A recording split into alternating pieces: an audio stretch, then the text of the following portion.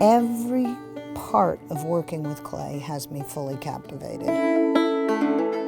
I love the fact that it's soft. I love the fact that it's fluid.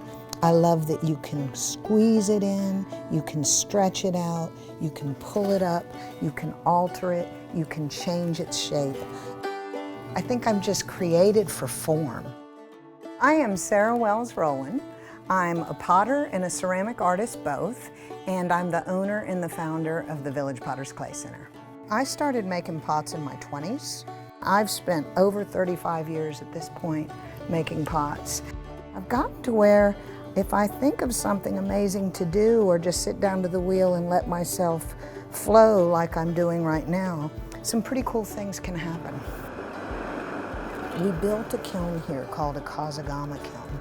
It means wind kiln. Now, I make pots that have no glaze on the surface. I put them in this kiln where we introduce ash and soda, and the kiln has its way. The magic happens in the atmosphere of the kiln. Everybody is attracted to clay. When people see clay moving and breathing and growing and changing, it is captivating, it's exhilarating. I believe we have a DNA connection to it.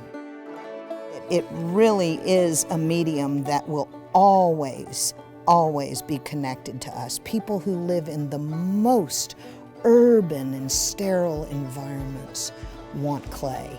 They want it in their hands, they want it in their home. And I believe every piece is made specifically for somebody. I just don't know who it is yet.